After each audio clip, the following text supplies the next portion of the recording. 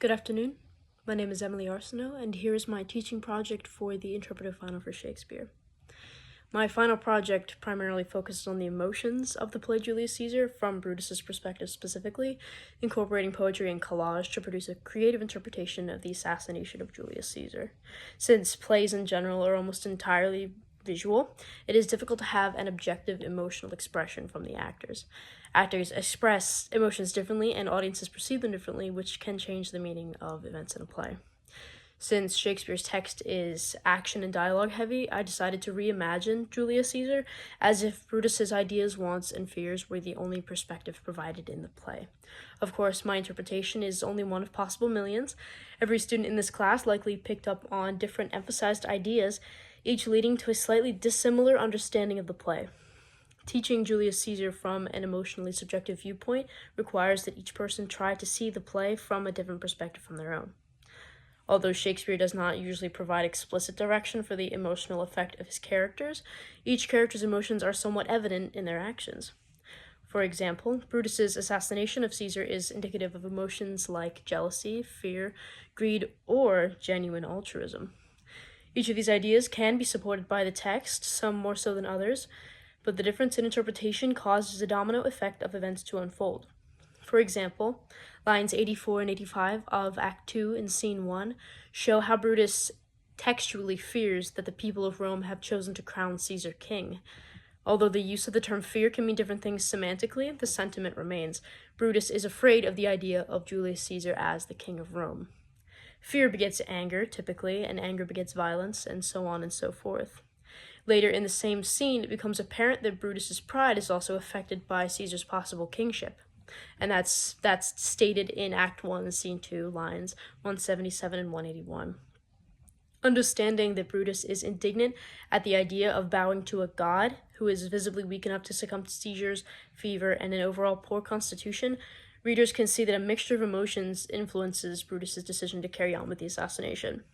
Given, of course, that other characters influence him unjustly, it's not just Brutus's emotions, that are affecting his decisions. His emotions are influenced by other characters, too. In my own study of emotions, both for this project and for my own life, I have found that many emotions can be attributed to a root cause of fear. Many emotions are intertwined, such as fear generating anger, jealousy, or general malcontentment. Regardless of one's personal interpretation of Brutus's emotions in Julius Caesar, it is obvious that emotions play an enormous role in the events of the play. Characters play on each other's emotions, misinterpret them, and take them to illogical extremes. In my project, readers can see I extrapolated the emotions I perceived Brutus to be experiencing throughout the play, ranging from jealousy, fear, supposedly altruistic concern, madness, fury, and resigned satisfaction. The emotions of the poetry in my project serve to entirely undermine Brutus's reliability as a narrator. And that's where, reliable narration comes into question, is just with emotion. And no subjective narrator will be entirely reliable, which is why studying emotions throughout a play changes the way we perceive the reliability of the narration.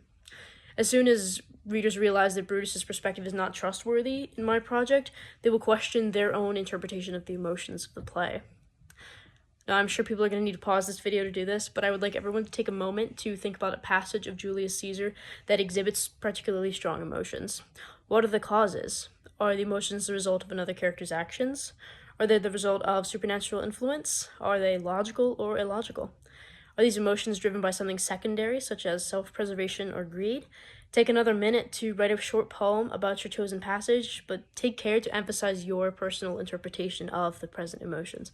Try to put yourself in the place of the character and write as though this event is actually happening to you. That's how I wrote a lot of the poetry for my final, by imagining how would I react if I was in Brutus's shoes? How would someone who's slowly going insane, like Brutus is, how would he react to this?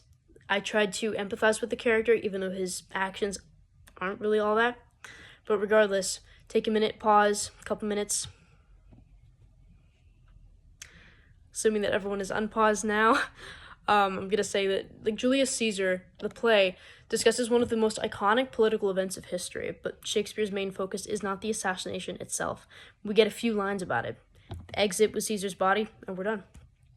Instead, Shakespeare builds up on the characters that are involved with Caesar. broadening the often misperceived snapshot of Caesar's assassination. It's not a one-and-done event. This had things that led up to it, things that occurred after it. Everyone had their own complex web of emotions with this story. Everyone's driven by something, especially when their drive results in something so drastic as murder. We have to examine everyone's emotions. Shakespeare's emphasis on cause and effect encourages the readers to make logical connections within the text. And with our modern understanding of emotions, we can easily link anger and violence to more primal emotions like fear. By reanalyzing how emotions drive actions, readers can empathize with or more easily denounce the behavior of characters in Julius Caesar. One of the greatest ways that people can engage with excellent media is to reinterpret it. Reading Shakespeare does not benefit us unless we have the cognitive ability and media literacy to both understand and reapply the themes, ideas, and emotions that Shakespeare conveys through his plays. Thank you for your time.